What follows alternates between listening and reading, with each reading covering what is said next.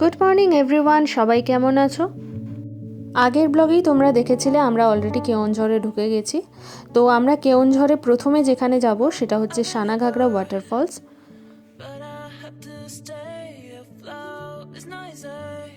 রাস্তার দুধারে বড় বড় পাহাড় আর মাঝখান দিয়ে ছুটে চলেছে গাড়ি, সাথে চলছে মিউজিক। ওয়েদারটার সাথে কি মানিয়েছে কি বলবো।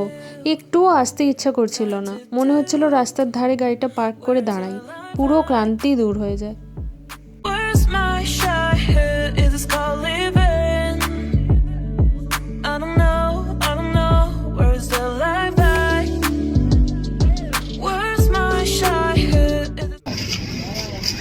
আমাদের প্রথম গন্তব্যস্থল সানাঘাগরা ওয়াটারফল। টিকিট কাটতে হচ্ছে। কত টাকা করে টিকিট জিজ্ঞেস করে বলছি, দাঁড়া, ওরা ওদিকে কথা বলছি।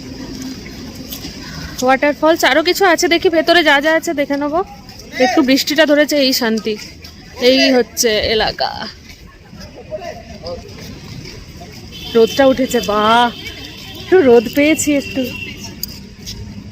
কি আছে? হ্যাঁ লেজ নিয়ে না, এই টেড়ে মেরে একটা না তো, টেড়ে মেরে।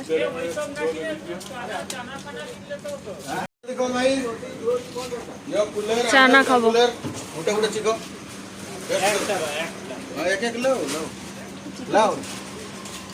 আমি খাবো না, আমি খাবো না। নেই নেই, বউ খাएंगे। কেমন? এখন খাবোই না আমি আচার। এখানে একটু চানা পেয়ে গেছি, 20 টাকা করে এক একজনের।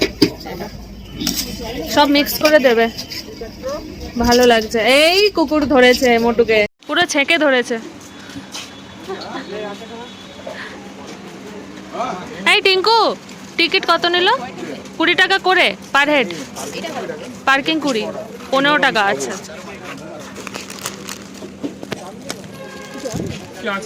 টিকিট পার হেড 15 আর পার্কিং চার্জ 20, ঠিক আছে?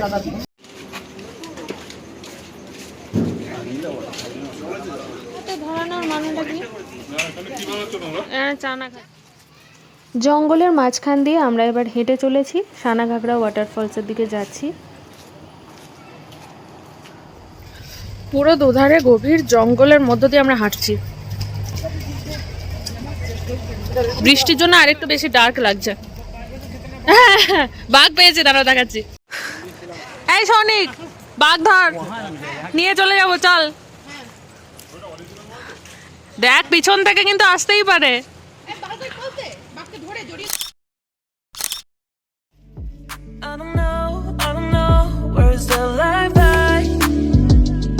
ওই দেখো কে এসছে, এই দেখো।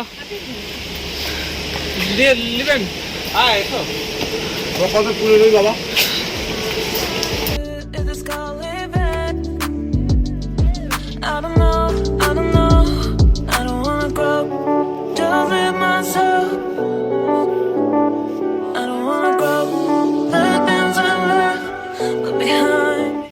ভাই, জলের যা ফোর্স, এখান থেকে আওয়াজ পাওয়া যাচ্ছে, পুরো জীবনে দেখিনি আমি এরকম। ওয়াটারফলস না কি এটা, আওয়াজ দেখো।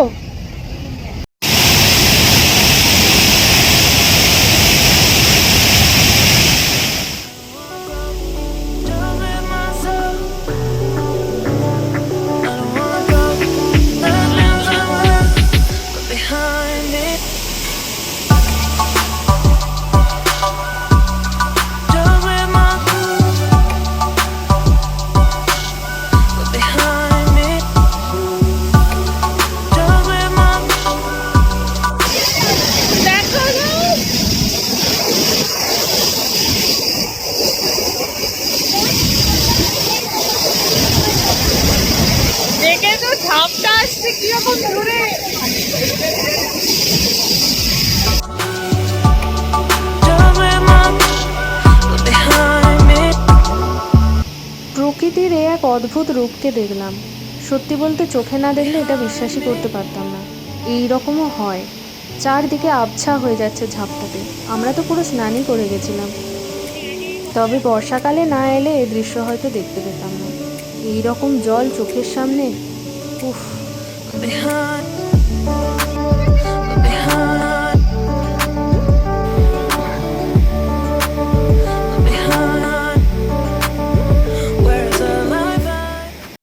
অবস্থা দেখো কি অবস্থা।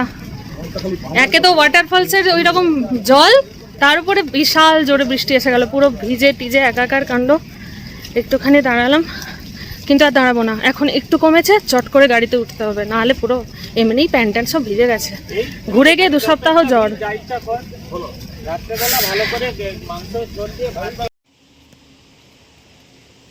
ওয়াটারফলসে ঢোকার আগে কিন্তু এরকম তোমরা একটা জায়গা পাবে যেখানে মহাদেবের মূর্তি আছে, আর তার সাথে বোটিংয়েরও ব্যবস্থা আছে।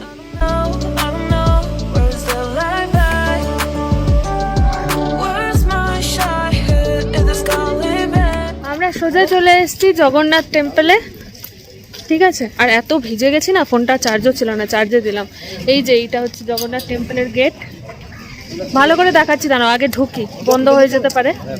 ভিতরটা মারাত্মক সুন্দর, এত সুন্দর মানে কল্পনা করা যাবে না।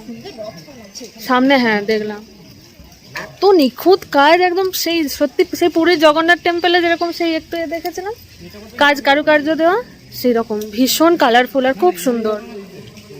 না ইমামিটা এটা নয়, ইমামি তো সেই চাঁদিপুরে ছিল, এটা এমনি জগন্নাথ টেম্পল। বন্ধ হয়ে গেছে, এখন বিশ্রামের সময়, সেই জন্য কই না এলাম, প্রণাম করে যাই বাবাকে।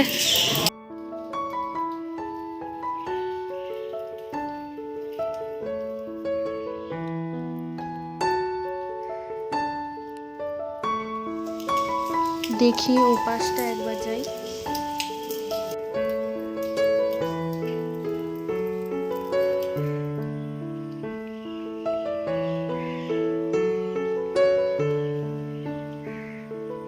গোটা মন্দির জুড়ে কি অদ্ভুত সুন্দর কাজ, আমি তো তাকিয়েই ছিলাম শুধু। নিখুঁত করে কত সুন্দর বানিয়েছে দেখো। শুধু কি তাই, গাছের গোড়ায় বসার জায়গায় প্লাস বাইরে অবধি কি সুন্দরভাবে এঁকেছে, মোহিত হয়ে গেছিলাম সত্যি। আমরা চলে এসেছি হোটেলে, এসে জামা কাপড় ছেড়েছি আর ভালো লাগছে না, মাথাটা তো ভিজে, কি বলছি। আমরা হোটেলে চলে এসেছি, এসে ফ্রেশ ট্রেশ হয়ে গেছি, মাথাটাতে এত ভিজে গেছিলো না, আমরাও ভিজে গেছি, তো স্যাঁতস্যাঁতে লাগছে প্রচণ্ড, আর টায়ার্ডও লাগছে। হ্যাঁ চারদিকটা ভেজা ভেজা না, ভেজা ভেজা লাগছে। যাই হোক, তো রুম পেয়ে গেছি একটা, তবে আজ আর ডরমেটরি পাইনি, মানে ডবল বেডেরই পেয়েছি। ঠিক আছে, দেখা যাক কি হয়। এখন আপাতত দুজনে টিভি দেখতে বসেছি, সবাই ওরাও ফ্রেশ ট্রেশ হচ্ছে, তারপর দেখি হয়তো সামনে একটু বেরোতে পারি। আজকে আমরা কেউ ভাত খাইনি, নোটিস করেছো ব্লগে দেখাইনি, আজকে আমরা ভাতই খাইনি।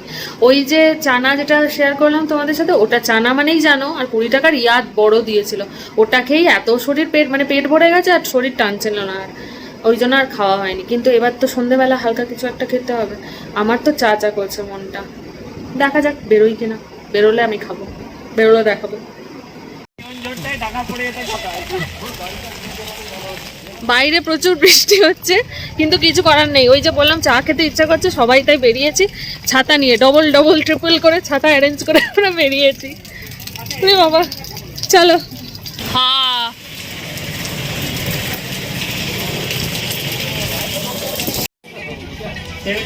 আমাদের আরেকজন পাইনি, এই নিয়েটা ঠিক হবে, এটা খেয়ে নেওয়াটা ঠিক হবে, ঠিক তো। বাইরে থেকে এসেই বসে গেলাম আড্ডাতে, এটা তো ম্যান্ডেটরি, আর সাথে চিকেন পকোড়া। এই জিনিসটা রাখতেই হবে ট্যুরে, সারাদিনের গল্প আড্ডা যা জমেছিল সব। আর বৃষ্টির জন্য রাতে আর বেরোনোর ঝামেলা রাখিনি, এমনিই সবার টায়ার্ড ছিল, প্লাস এত গল্প জমেছিল শেষই হচ্ছিল না, তাই আমরা হোটেলেই খাবার অর্ডার দিয়েছিলাম, খাবার আনিয়েছিলাম, তো খাবার দিয়ে যাচ্ছে। আমি আর বৌদি খেতে পারিনি, কারণ আমরা অলরেডি চাউমিন খেয়ে পেট ভর্তি ছিল, বাট তাও ভাগ বসিয়েছি 1-2 কামড়, মিথ্যে বলবো না। ওরা খেয়েছে ফ্রাইড রাইস আর চিকেন কষা।